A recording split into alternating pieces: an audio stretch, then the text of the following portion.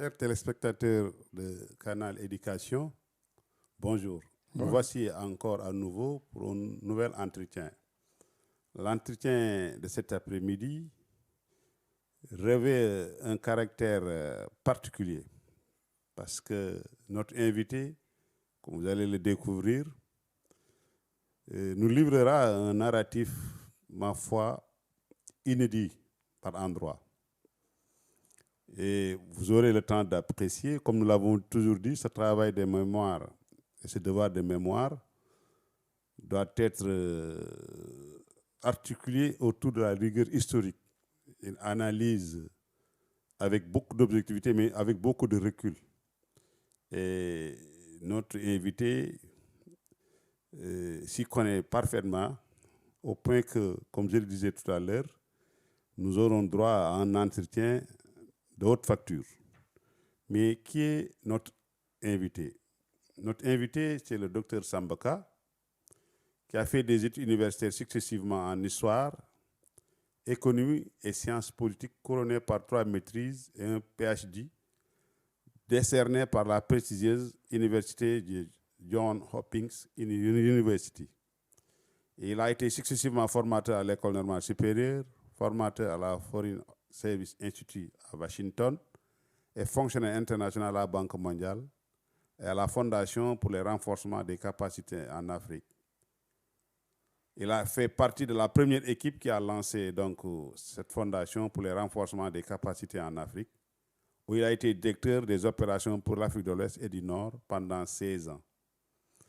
À ce titre, il a initié et financé des projets nombreux et divers pour le renforcement des capacités des banques centrales, des ministères de l'économie et des finances, des instituts d'analyse de politique économique privée ou publique, ainsi que des facultés et instituts de formation en sciences économiques. M. K a publié de nombreux articles sur les programmes d'ajustement structurel, réforme économique et démocratie, le renforcement des capacités et développement institutionnel dans des revues internationales diverses.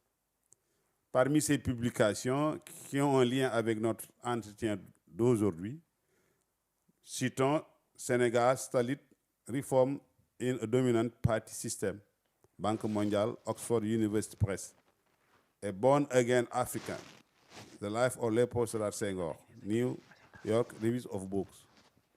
Depuis quelque temps, M. K mène des recherches sur les politiques d'ajustement structurel au Sénégal de 1957 aux années 1990 en vue d'une publication. On peut aussi, parmi ces distinctions honorifiques, le premier prix d'histoire au concours général qu'il a obtenu déjà en 1973. Depuis quelques années, il est le président du conseil d'administration de la Fondation Aliou Sow CSE. Bonjour, M. K. Bonjour. Mais pour les gens de votre génération et même pour d'autres générations, le mot Sambaka est intimement lié à un pseudo que tout le monde connaît, berger. Mais d'où vient ce mot berger? Bon, effectivement, c'est un surnom qui m'a été donné par mon maître à l'école primaire. Comme les Peuls ne sont pas imaginatifs, il y avait tellement de Samba dans la même classe et il fallait les distinguer. Et il m'a collé le nom de berger. Et le nom de berger est devenu si populaire que même mes parents, mes propres parents, ont fini par m'appeler berger au lieu de Sambaka. Là, c'est vrai parce que, en tout cas, entre Bolal, Dar et autres, c'est effectivement ce nom qui n'est-ce pas, qui est retenu par tout le monde. Mais on ne peut pas aussi vous parler de vous parce que vous êtes aussi perçu par certains, en tout cas des générations, comme une icône d'intelligence intemporelle. Mais cela est dû à quoi? Votre parcours, pour revenir sur votre parcours, d'après certains, il fait un parcours extrêmement brillant. Bon, c'est juste les gens qui le disent, ils sont généreux. Bon, il y a peut-être une part de vérité, mais il faut surtout remercier les enseignants qui m'ont formé. J'ai eu la chance d'avoir un instituteur extraordinaire, qui était très pédagogue, et qui tenait au résultat. Cet instituteur? Il s'appelle Koumba Diouf Ndiaye. Et imaginez dans les années 60, avoir 100% au CEP, et 17 élèves sur 25 à l'entrée en sixième. C'est un résultat qui est dû à son travail, beaucoup plus que l'intelligence des élèves de sa classe. J'ai eu aussi la chance d'avoir de très bons professeurs au lycée Faidherbe, mais aussi à l'université. C'est l'occasion de rendre hommage à des historiens qui m'ont formé, Mbaye Gueye, Ibader, Sherba pour la géographie, pour ceux qui ne sont plus, Raoul Lonis, et parmi ceux qui sont toujours vivants, et c'est l'occasion aussi de leur rendre hommage, c'est Abdoulaye Bathily et Boubacar Bari. J'ai eu aussi la chance extraordinaire de continuer mes études aux États-Unis, où je suis tombé par chance dans une école qui était l'une des meilleures.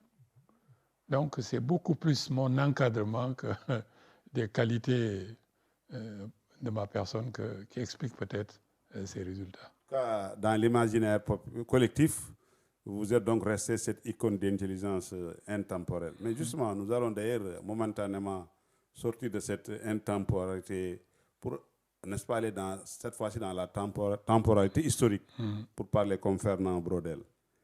Le sujet qui nous réunit aujourd'hui, c'est donc la radioscopie, n'est-ce pas, de l'histoire politique du Sénégal de 1944 à l'éclatement du Mali. Parce que je rappelle que nous aurons 2 entretiens. Donc, cette première tranche donc, sera consacrée à cette période mais faste de 1944 jusqu'à la Fédération du Mali, et l'autre sera consacrée de l'éclatement de la Fédération du Mali aux événements de 1962. Est-ce que, très rapidement, vous pouvez nous faire la radioscopie alors, du champ politique du Sénégal de 1944 à 1958?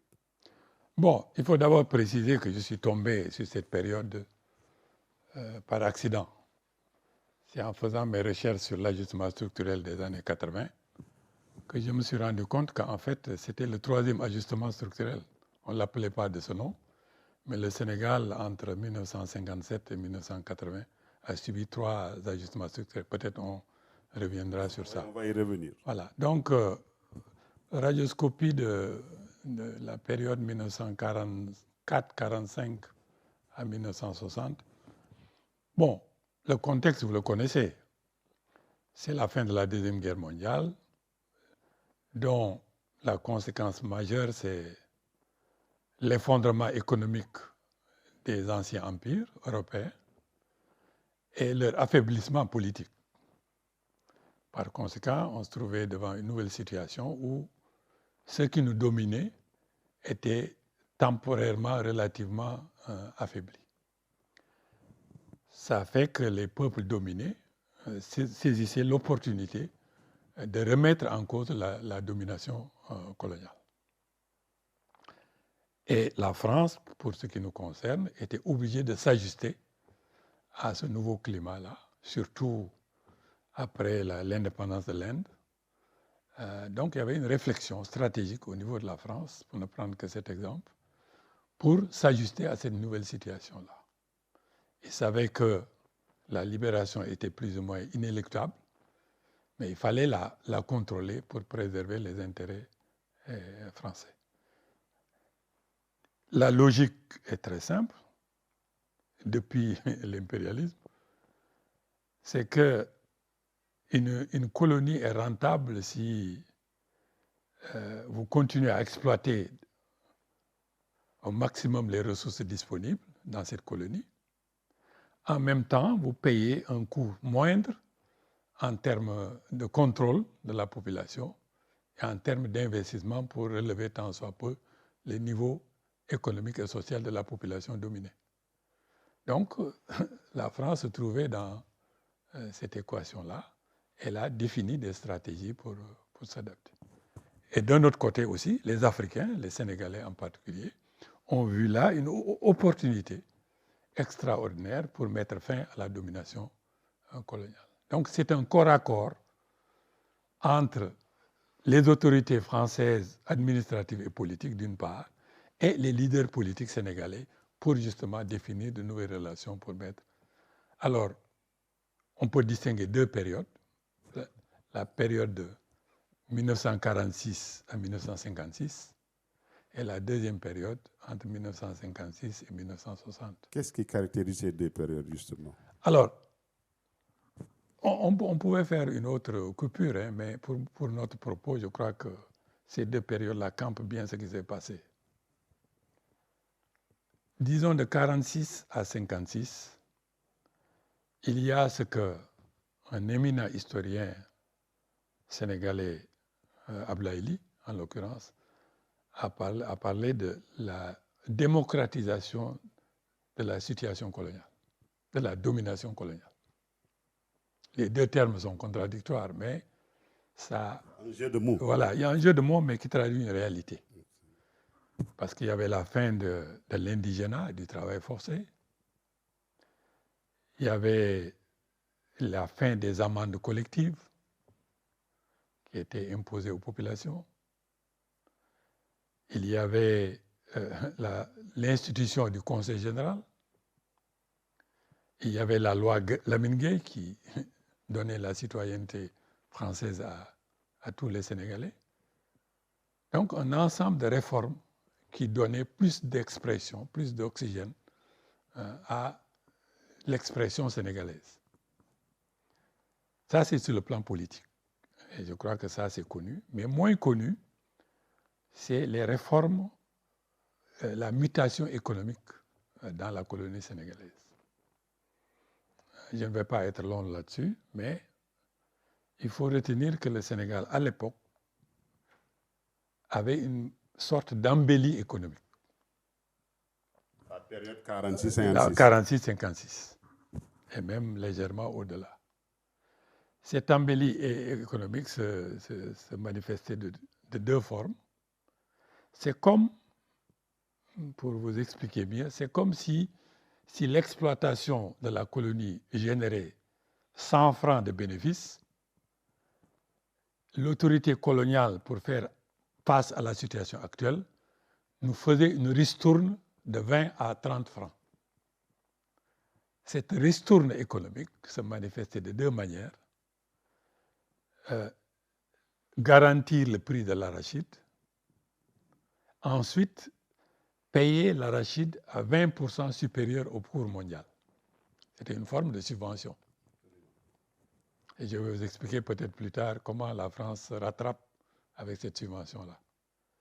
Deuxième forme de ristourne, entre guillemets, c'est les fonds d'investissement, les capitaux qui venaient de la France, qui étaient réinvestis dans la colonie, ce qu'on appelle le fonds d'investissement pour le développement économique et social. Les infrastructures en termes de routes, en termes de ponts, en termes d'hydraulique, il y avait toute une politique de forage, non seulement dans les cités urbaines, mais même dans le Ferlo, notre Ferlo. Un ensemble d'investissements, même les bâtiments publics que vous voyez à Dakar, datent de ces financements-là. Donc il y a eu un afflux de capitaux qui nous venaient de l'Europe, de la France, et qui étaient réinvestis soudainement dans la colonie. Donc ça crée un peu une forme d'embellie. Bon, embellie dans le bassin arachidier, embellie dans les villes, mais pas dans les régions périphériques comme la vallée du Sénégal, le Ferlo ou la Casamance. Donc c'est ça un peu qui étaient les mutations politiques et économiques qu'on peut souligner rapidement pour cette période. De 46 à 56. 46 à 56. Et l'autre période? Alors l'autre période, c'est 56 à 60. Alors là, c'est les réformes politiques majeures. 3 réformes politiques majeures, c'est la loi cadre en 56-57, je reviens là-dessus, le référendum de 58 et la tentative de fédération du Mali en 59. Pour la loi cadre, pour la première fois, on a une administration locale, un gouvernement local qui est dirigé par des cadres politiques sénégalais. Un gouvernement dirigé par Mamadou Dia. Certes, le gouverneur général était à la tête, mais le numéro 2, c'était Mamadou Dia, avec une équipe de 10 à 15 ministres qui géraient les affaires locales. Alors, la particularité de ce gouvernement de la loi cadre, c'est que nous avions à notre disposition une administration locale.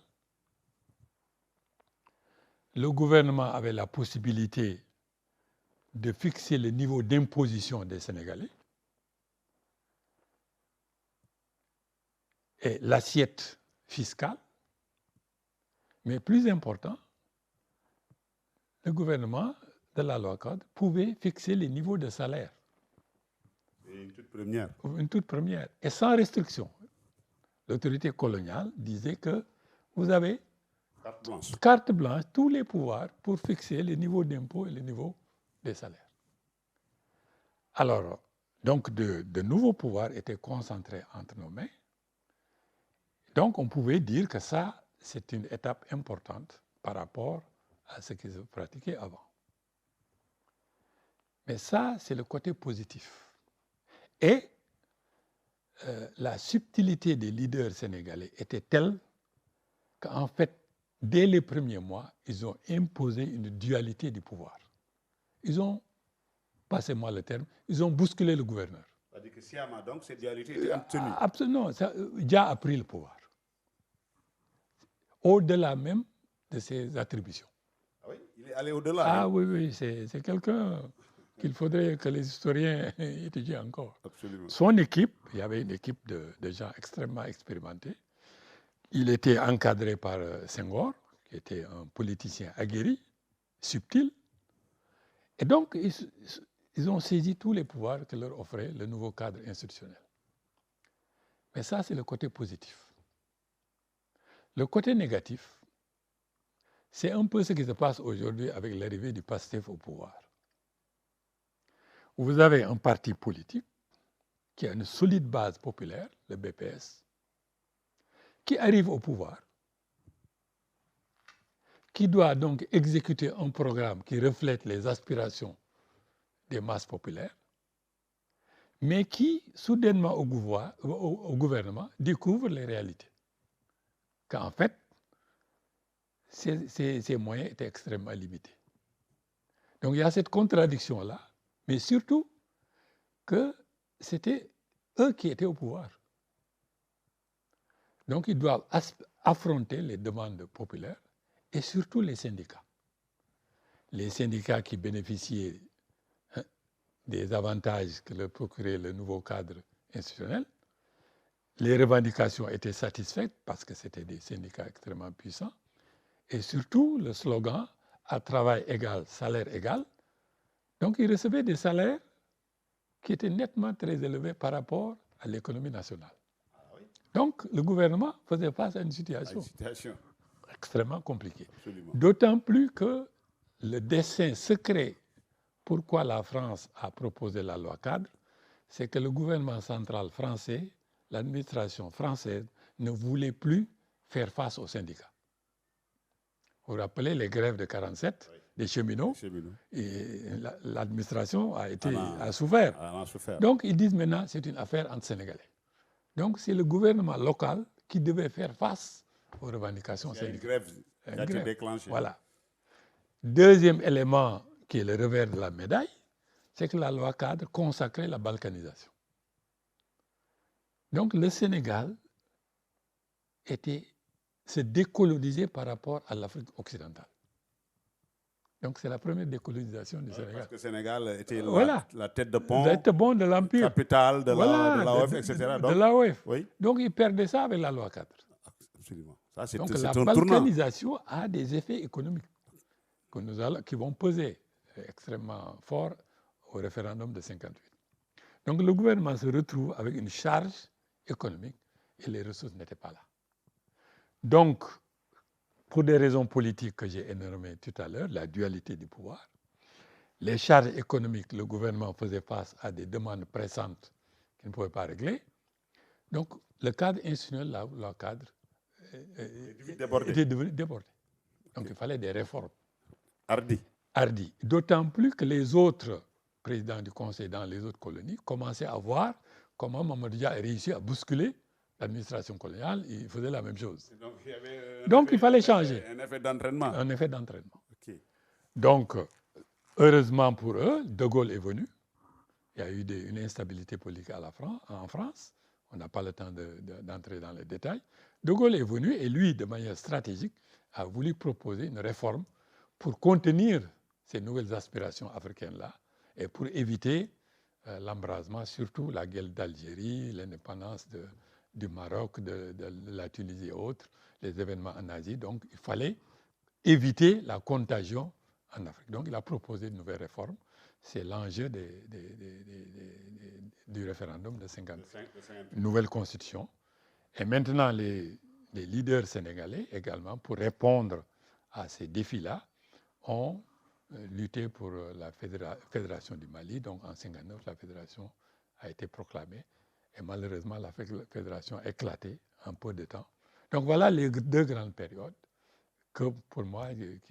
Donc, vous avez campé cette radioscopie en deux périodes distinctes. 46-56. Alors, ce qu'il faut souligner là-dedans, pour résumer, c'est que vous avez vu que l'histoire, on a l'impression que l'histoire s'accélère. Absolument. Ça s'accélère dans cette période-là. Alors, 46-56, elle s'accélère lentement, mais on peut dire à partir de 58, c'est à une vitesse vertigineuse. Et même 59-60, je vais parler de tumultueuse. Accélération. Lente d'abord, vertigineuse, ensuite tumultueuse. À tel point que, pour les autorités administratives et politiques françaises, comme pour les leaders politiques sénégalais, la vitesse était si tumultueuse qu'ils n'avaient pas le temps de reprendre leur souffle ou même de reprendre le pied. Mais à chaque fois, de manière urgente, ils se disaient, quelle est la question? Quels sont mes intérêts? Qu'est-ce qu'on peut faire maintenant? Donc, c'était tellement rapide qu'il fallait justement avoir de l'intelligence et la cohérence, sinon on était emporté par l'histoire. Ils étaient quand même, ils étaient parvenus à cela. Ils ont réussi. C'est pourquoi on parle de ce génie. De ce génie. C'est pourquoi à chaque fois que les jeunes, y compris mes enfants, parlent d'indépendance octroyée, mais j'ai dit, si vous saviez le combat, le corps à corps qu'il y a eu entre les autorités politiques sénégalaises et la France, je ne parlerai pas d'indépendance octroyée. Même si peut-être c'est en deçà des aspirations auxquelles on pouvait s'attendre. Très bien. Maintenant, cette radioscopie est vraiment bien cernée. Maintenant, moi, je voudrais revenir un peu sur une période aussi importante. Alors, parce que c'est toujours dans la première séquence, n'est-ce pas, le congrès de Cotonou, les enjeux et surtout les acteurs politiques. Réellement, qu'est-ce qu'on peut retenir de ce congrès de Cotonou? Bon, ce congrès de Cotonou, je crois que jusqu'à présent, les historiens attrapent des rhumes de foin en essayant de savoir véritablement la signification de ce congrès. Mais je crois que dans le cadre de cette émission, pour être synthétique, je peux dire que à partir du mois de mai 58, il y avait un consensus que l'indépendance était là, surtout après les événements en France. Maintenant, la question devenait sous quelle forme et à quel moment prendre l'indépendance. Je crois que toutes les forces politiques, toutes tendances confondues, étaient d'accord sur la nécessité de l'indépendance. Il y a même un parti, le PAI, qui a déjà proclamé un proclame en disant l'indépendance immédiate. Mais même au niveau de Senghor, de Mamadou Dia, de Lamine Gueye et de leurs compagnons, l'indépendance, même si on évitait le mot, parce qu'on parlait d'autonomie, ensuite l'autonomie la plus large possible, ensuite l'autonomie élargie, l'autonomie complète, l'autonomie totale, tout ça, c'était un jeu de mots pour éviter de parler d'indépendance. Donc, voilà, donc Cotonou, les forces politiques qui étaient à Cotonou étaient d'accord pour un programme minimum. autonomie interne complète et l'indépendance par étapes. Je crois que c'est ça le dénominateur commun entre toutes les forces qui s'étaient réunies à Cotonou. Et je signale ce que j'ai trouvé dans les archives d'intéressant, c'est la position de Mamadou Dia et de Senghor, de Mamadou Dia surtout, et la position de Sékou Touré, pour prendre deux extrêmes. Alors, Mamadou Dia disait, avant Cotonou, il a dit, écoutez, notre revendication, c'est l'indépendance, c'est l'autonomie complète et le droit à l'indépendance. Ça ne veut pas dire que nous allons exercer ce droit à l'indépendance, mais que ça soit inscrit. Déjà dans n'importe quelle formule, ça ne veut pas dire que nous allons prendre l'indépendance, mais qu'on inscrive le droit à l'indépendance. C'est ça qu'il disait au mois de mars 1958, déjà. Sékou Touré, au mois de mai 1958, il dit, mais l'indépendance, c'est un saut dans l'inconnu. Vous vous rendez compte? Au mois de mai. Et c'est le même qui, en septembre, va prendre l'indépendance. Au mois de mai, il dit, c'est un saut dans l'inconnu. Donc, pour vous dire seulement l'atmosphère avant Cotonou. De ruse et autres. De ruse, de subtilité et autres. Alors, Cotonou, il y a eu deux grandes surprises. Rappelez la date. C'est en mois de juillet 1958. Deux grandes surprises. La première, c'est Senghor lui-même. C'est 48 plutôt. 58. 58. Senghor lui-même, qui devait faire le rapport parce que c'était le patron du PRA. C'est lui qui a convoqué la réunion, ce rassemblement. Il écrit un rapport qu'il ne soumet pas à ses collègues. Pour quel motif? Vous allez voir le motif. Jusqu'à la veille de la réunion, parce qu'il venait de Paris et il a retrouvé la délégation sénégalaise à Cotonou. Et dans la nuit même, avant l'ouverture, dans la nuit même, il livre le rapport. Et je vais vous dire le contenu après. Il est mis en minorité par la délégation sénégalaise. Complètement, le rapport a été rejeté par sa propre délégation, l'UPS. Ah oui? Oui. Mais malgré tout, on demande à Mamadou Dia d'exposer la position majoritaire de l'UPS, qui est différente de la position de Senghor. Mais Senghor, malgré tout, présente le même rapport le lendemain au Congrès. Ce rapport a été rejeté par le Congrès, avec les ténors comme Djibo Bakary, comme Bertin Borna, tous les délégués rejettent le rapport, sauf peut-être une minorité. Alors, Senghor, pourquoi ce rapport a été rejeté? Je vous ai parlé du consensus avant l'autonomie interne plus indépendance par étapes. Le rapport Senghor dit, je résume, nous ne sommes pas prêts pour l'indépendance. C'est un péché de jeunesse. Et de toute façon, le cadre de balkanisation ne nous prépare pas à l'indépendance. Donc, il rejette, en gros, l'indépendance. Déjà. Donc, tollé général, il est mis en minorité, attaqué de toutes parts. Même Mamadou Dia, le délégué du Sénégal, était obligé de défendre la position de la délégation pour rejeter le rapport. Et c'est mis dos contre Senghor. Bon, pas dos, mais quand même, il a essayé un peu de ménager Senghor parce que quand même, ils étaient très liés. Mais il était forcé de présenter la position majoritaire. Alors, c'est pour arriver à quoi? D'abord, je dis, ce rapport de Senghor ne l'a jamais publié. Même dans ses écrits, vous savez, il a rassemblé tous ses discours dans Liberté 1, Liberté 2 et Liberté 3. Oui. Il n'a jamais publié ce rapport. Pourquoi?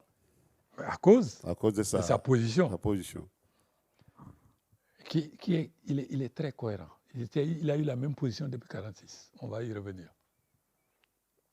Donc, Cotonou, c'est un compromis. le compromis disait indépendance immédiate, ce qui est contraire à la position de Senghor, et qui est la position d'Ablaïli et tous ceux qui vont devenir le PRA. Mais il ajoute, si l'État français reconnaît l'État national sénégalais ou africain, cet État souverainement va abdiquer de sa souveraineté et entrer en fédération avec les autres colonies et entrer en confédération avec la France. C'est ça le compromis. Donc, indépendance immédiate, oui, mais dans le cadre d'une fédération africaine et d'une confédération avec la France. Avec la France. Il y a 3 niveaux. Il y a 3 niveaux. Donc, les deux, on ne peut pas dire que tel a gagné, tel a perdu. C'était ça le compromis et tout le monde semblait être à l'aise avec ça. Mais il se trouve que la proposition de De Gaulle en matière de constitution est venue après le congrès de Cotonou. Et cette proposition de la France qui sème maintenant la confusion. Parce que De Gaulle dit, il n'y a pas à tergiverser. L'indépendance, sécession ou bien la communauté. Ah oui. L'unité dans la communauté dirigée par la France ou bien la sécession. La sécession, coupure avec la France. Coupure avec la France. Il n'y a pas d'autre choix. Il est radical. Et ça a jeté les Sénégalais, les mouvements nationalistes sénégalais ou africains, dans un faux débat. Faux débat, il dit, fallait-il prendre l'indépendance d'abord et faire l'unité après, ou fallait-il rester unis et prendre l'indépendance ensemble? Nous avons perdu toutes sortes d'énergie à cause de ça. Donc voilà la confusion créée par la constitution proposée par De Gaulle. Très bien. Je crois que c'est bien, comme on dit, compulsé, ces feuilles-là concernant cette période. Maintenant, cette question même, à la limite, pouvait être une question qui devait peut-être venir avant celle-là. La configuration du champ politique du Sénégal à partir donc de 1958. Ouais. Et surtout donc les acteurs clés. Est-ce qu'on peut très rapidement... Bon, en gros... L'éclairage, quoi. Oui. En gros, quelles étaient les forces politiques au Sénégal? Avant même ou après Cotonou? Disons que toutes les forces politiques au Sénégal étaient anticolonialistes. La fin de la domination coloniale. Et qu'il fallait s'acheminer à terme vers l'indépendance, l'autonomie totale ou l'autonomie complète. Donc si c'est ça, la question devient quelle distance le Sénégal devait avoir vis-à-vis de la France? Quelle est la distance à maintenir vis-à-vis de la France? Les rapports, quoi. Les rapports. Et là, on peut distinguer 3 groupes. Alors, ceux qui estimaient qu'il fallait une alliance indéfectible avec la France. C'est le premier groupe. C'est le premier groupe. Et c'était incarné par qui? Alors, c'était le groupe de Lamine Gueye, je vais dire Lamine Gueye. Lamine Gueye. La SFIO. C'est les gens des 4 communes, c'est les grands chefs de clans dans le parti, c'est les hauts cadres de l'administration des Sénégalais qui étaient dans l'administration française, c'est les chefs religieux, c'est les notables, c'est ce groupe-là. Ils ne rejetaient pas totalement le cadre français, mais ils voulaient seulement une égalité des droits. Ils estimaient qu'ils n'étaient pas citoyens à part entière. Ils rejetaient le paternalisme français, donc il fallait restaurer des droits. Ils estimaient que si on atteignait cette égalité de droits, c'était la fin de la soumission. Donc ils voulaient rester dans le cadre français en jouissant des mêmes droits que les Français. Des mêmes droits. Donc ça, c'est le premier groupe. Le deuxième groupe, c'est ce que j'appelle les identitaires. C'est-à-dire ils rejetaient l'assimilation. Bon, un nationalisme plus ou moins atténué. Ils prêchaient un socialisme africain qui était d'ailleurs à forger, ce n'était pas encore la forme définitive. et qui était très influencé par la revue Esprit, et toute cette philosophie-là pour la cohabitation des races, le dialogue des religions, une sorte de panhumanisme, très influencé par l'Église catholique. Mais la majorité de ce groupe-là, c'est les nouveaux diplômés issus du monde rural ou qui exercent dans le monde rural. C'est les diplômés de William Ponty. Le prototype, c'est Mamadou Dia et Alioune Badara Mbengue. Voilà, les vétérinaires, les médecins africains, les gens qui exerçaient dans le monde rural, qui connaissaient parfaitement le monde rural, qui estimaient que les 4 communes, véritablement, c'est des Français. Et il y avait comme chef de file, donc, Mamadou Dia. Alors, le chef de file, vraiment, c'est Senghor. Mais Senghor, je vais revenir, il est à part. Et il y avait Mamadou Dia, qui symbolisait pour moi le prototype de ce groupe identitaire. Bien qu'ils acceptaient d'être dirigés par Senghor. Parce que Senghor a cette particularité que c'est un intellectuel d'une épaisseur mondiale, un cadre français, avec tous les diplômes, avec toute la reconnaissance dans le monde français, mais qui a réussi à faire la jonction entre l'élite et les masses rurales et les masses ouvrières, et qui naviguait entre les groupes. Il a eu cette et parce que Senghor, c'est le meilleur marxologue sénégalais, à côté d'Ablaye Ly. Seul Ablaye Ly pouvait croiser le fer sur le plan intellectuel avec Senghor. C'est ces questions liées au marxisme. Absolument. C'est les deux. Parce qu'il a... Et c'est d'autres questions. Ablaye Ly, Senghor, Cheikh Anta, ça, c'est un niveau international. Donc, Senghor, c'est un intellectuel qu'il faut respecter. Donc, je dis naviguer entre les 3 groupes parce que même il trouvait les marxistes dans leur propre champ sémantique et il débattait avec eux et leur montrait qu'ils avaient des influences en termes de maîtrise même du marxisme. Et le 3e groupe? Le 3e groupe, c'est ceux qui prônaient la rupture. Donc, le 2e groupe voulait une certaine distance avec la France et une forme de fédéralisme avec la France. Mais le 3e groupe, c'est la rupture. Chez les étudiants, c'est les diplômés de ceux qui ont séjourné en France, qui sont retournés au pays, mais qui ont été formés par le Parti communiste. Eux, ils voulaient la rupture avec la France. Avec comme tête de file Majmoud Diop, le PAI, et ainsi de suite. Cheikh Diop était dans quel groupe? Cheikh Diop a milité dans le RDA. Cheikh Diop, il était dans le groupe de gauche du RDA. Pas loin tellement d'Ablaye Ly. Mais il n'était pas dans cette structure. Et de toute façon, il ne revient au pays qu'en 1960.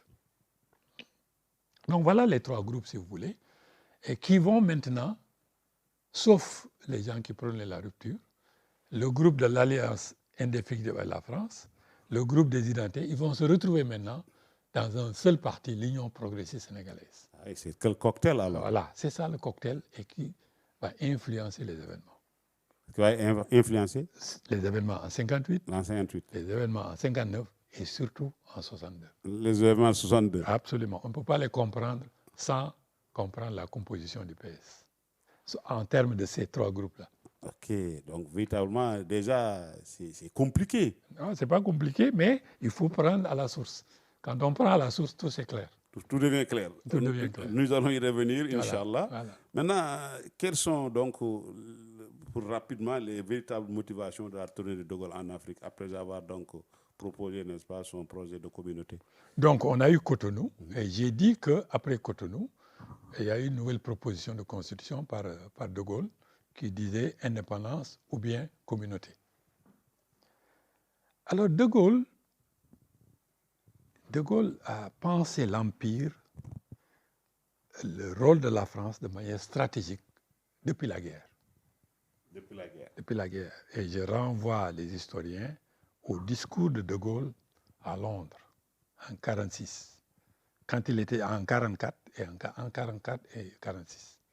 Vous trouverez là qu'il avait déjà pensé à quelle forme d'empire français Post-guerre. pour maintenir l'influence et les intérêts français. Et la réforme qu'il a proposée, Aller dans c'est ce une sens. suite logique. Toute sa stratégie, c'est comment satisfaire les demandes des leaders politiques africains tout en maintenant l'Afrique de l'Ouest et l'Empire français dans le cadre français. Tout sauf l'indépendance. Tout est négociable sauf l'indépendance.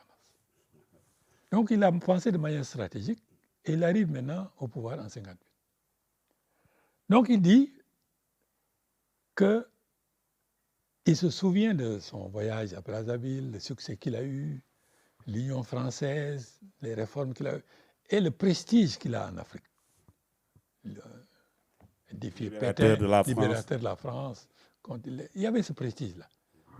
Il estimait que les leaders africains, surtout sénégalais, étaient trop turbulents. Ah oui, Ah oui, Et et trop notamment- malins. trop.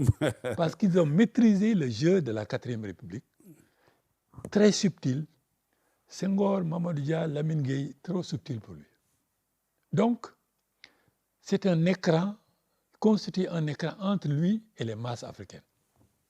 Houphouët-Boigny était déjà son ami, il n'y a pas de problème.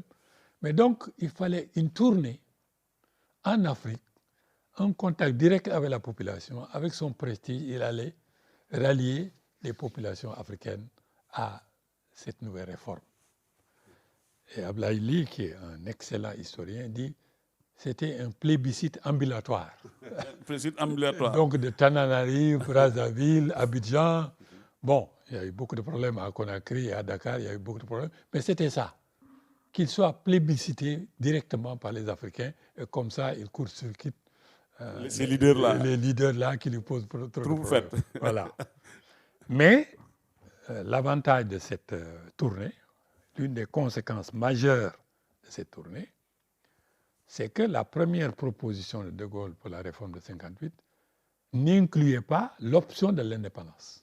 Il y a une évolution. Du Donc, texte. les événements de Guinée, comme il a été acquis là-bas, le discours de Sékou Touré, surtout les événements de Dakar, les porteurs de pancartes, vous vous rappelez, Absolument. plus le lobbying des leaders sénégalais, Senghor et Mamadou Dia essentiellement, ont fait qu'il a modifié la proposition en incluant cette option Pour l'indépendance de immédiate. prendre l'indépendance. Pas immédiate, l'option de l'indépendance. Une option On de pouvait l'indépendance. prendre l'indépendance à n'importe quel moment, Absolument. si on le voulait. Et c'est ça qui a été le tournant décisif, comme peut-être on va Dans cette tournée-là. dans cette tournée-là. Mais C'est très l'acquis. bien. Très bien. Mais pourquoi, en dépit de la volonté feinte ou non d'octroyer l'indépendance, nos hommes politiques, en tout cas le Sénégal a finalement fini par voter non? Qu'est-ce qu'on peut véritablement retenir comme enseignement? Qu'est-ce qui a fait qu'on est arrivé à cette situation? C'est la grande question. Jusqu'à présent, même pour moi, j'ai fouillé les archives. Ça m'a pris des années, une décennie même, pour fouiller les archives. Effectivement, la grande question, c'est celle-ci. Comment se fait-il que des leaders comme Senghor, comme Dia et d'autant d'autres, mais surtout eux, parfaitement lucides, parfaitement avertis des aspirations profondes de leur peuple, n'ont pas saisi cette occasion unique dans l'histoire de la colonisation. On vous offre l'indépendance. Et vous décidez de faire campagne contre l'objectif que vous êtes vous-même fixé depuis les années 40, c'est-à-dire l'indépendance. C'est une véritable énigme. Énigme. Ils n'ont pas pris cette option et avec tant d'autres. Donc, toutes mes recherches, c'était ça, pour répondre À cette à question. cette question-là. Et j'aime bien une expression de l'historien Ibrahim Tchoub, qui pour moi est une expression remarquable. Il a dit « L'historien ne ramasse pas le fagot qui lui plaît ». L'historien ne ramasse pas le fagot qui Le lui fagot plaît. qui lui plaît. Absolument. Donc j'ai voulu chercher les raisons pour lesquelles ces leaders-là particulièrement, je ne parle pas peut-être des autres, ils ont d'autres pressions, d'autres contingences, à ce moment critique, n'ont pas saisi cette opportunité de prendre l'indépendance. Et pourtant, le Sénégal avait les meilleures chances relativement pour prendre cette indépendance. Donc quand j'ai fait les archives primaires, hein, je suis parti à la source, c'est-à-dire les déclarations de Senghor lui-même, des autres acteurs, ceux qui étaient pour, ceux qui contre. J'ai fait vraiment... Et je me suis appuyé aussi sur le livre d'Ablaye Ly et sur le livre de Roland Collin et d'autres témoignages, mais j'ai privilégié les archives primaires. Je suis arrivé à 3 types de réponses. J'exclus vraiment les autres qui sont plus ou moins connus. Et je simplifie. Et je vais du simple au complexe. Premier type de réponse, et c'est ce que Senghor va utiliser d'ailleurs plus tard, d'ailleurs au cours des débats, puisque l'option de l'indépendance est inscrite dans la Constitution, le problème est réglé. Pourquoi prendre cette option maintenant? Et il rappelle les batailles qu'eux, ils ont menées pour inscrire cette option-là, qui n'était pas dans les vues de De Gaulle, et encore moins de son gouvernement. Debré, les Foccart et tous ces gens-là. C'est De Gaulle qui l'a inscrit, parce qu'il est dans le sens de l'histoire. Il rappelle cela, il dit, c'est nous qui nous sommes battus pour inscrire cela, on l'a. Et je crois que cette position-là, cet argument-là, a rallié ce que j'appelle ce qui était pour l'alliance indéfectible et les identitaires, qui croyaient toujours à maintenir les relations avec la France, la coopération, ainsi de suite. Puisque c'est possible. C'est possible. Pourquoi créer des problèmes? Oui. Donc ça, c'est pour moi, ça a rallié tout le monde, y compris ceux qui étaient psychologiquement pas préparés à prendre l'indépendance. Je l'abrège comme ça. Donc voilà un premier type d'argument. Deuxième type d'argument, qui est souvent avancé par les analystes et les politiques, c'est les menées de la France. L'action de la France pour mobiliser les partisans du oui et les organiser. Et là, j'ai trouvé des documents à foison sur les contacts occultes que l'administration coloniale a eus avec les notables, chefs de canton, chefs traditionnels d'une forme ou d'une autre, les chefs religieux, qui surveillaient très bien leurs intérêts temporels, qui étaient liés à l'économie arachidière. J'ai également des documents qui montrent la pression des fonctionnaires pour voter les cadres sénégalais pour voter le oui. Oui. Et surtout, il y a un livre très récent de Severino d'Alberto sur le MFDC en Casamance, qui est un livre remarquable. J'invite tout le monde à lire ce livre-là, qui montre, et moi je l'ai vérifié, vous connaissez bien le Jolof, mon oncle était leader d'un mouvement régionaliste, et au fleuve c'est la même chose, des contacts qu'ils ont eus avec les autorités françaises pour les convaincre de voter oui, et même en cas de succès du non, eux, ils allaient réclamer la séparation et rallier la France. Absolument. Et créer une situation inesquivable. Donc j'invite vraiment les la polémique récemment. Donc les groupements régionalistes à caractère ethnique et tout étaient animés par la France, animés économiquement aussi par la France, pour voter oui. Mm-hmm. Donc tout cet ensemble d'éléments faisait... Et il y a même, j'ajoute même, j'ai trouvé des rumeurs étaient distillées comme quoi même les prêts bancaires devaient être remboursés le lendemain si le Sénégal votait non. Il y a des menaces. Et un ensemble de menaces comme ça qui circulaient dans la ville, des rumeurs qui devenaient des réalités. Donc, voilà les deux premières causes. C'est pour résumer que la France a déployé un zèle extraordinaire pour avoir un plébiscite pour le oui. Pour le oui. Donc voilà un deuxième type d'argument. Et si on avait le temps, j'aurais encore étayé. Mais pour moi, l'argument essentiel, il est économique. L'argument économique. Économique. Et c'est insuffisamment souligné par les historiens. Et comment? Alors, pour mieux vous expliquer cette situation, prenons la situation d'aujourd'hui. L'arrivée au pouvoir de PASTEF. Voilà un parti d'opposition qui a élaboré un programme radical et qui, par son travail, la mobilisation, est arrivé au pouvoir. Et qui découvre, moi je ne suis pas surpris du tout, les réalités de l'État. Et surtout en matière de ressources. Donc, qui va naviguer entre l'enthousiasme qu'il a soulevé et les réalités économiques. L'histoire bégaye.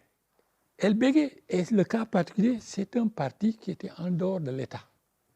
Donc, on peut lui attribuer un certain courage, une certaine cohérence dans les revendications, dans les aspirations, parce qu'il ne savait pas. C'est un peu la situation qu'on vit aujourd'hui. Ce n'était pas le cas de Mamadou Dia et de son gouvernement. Eux, ils étaient au pouvoir pendant 1 an. Ils connaissaient l'état de l'économie sénégalaise. Alors, cet état-là, c'était quoi? Pour simplifier, je dirais 3 choses. 1, en termes budgétaires, le gouvernement n'avait pas les ressources suffisantes pour soutenir son administration. Premier élément. Ressources budgétaires déficitaires. Donc, le slogan des syndicats « travail égal, salaire égal » faisait que les travailleurs sénégalais étaient rémunérés à un niveau supérieur à leur productivité. Et c'est toujours le cas au Sénégal. Toujours le cas. Toujours le cas. Revenez les salaires ont toujours augmenté plus vite que la productivité du travailleur sénégalais. Ok. Et ça, c'est le travail des syndicats.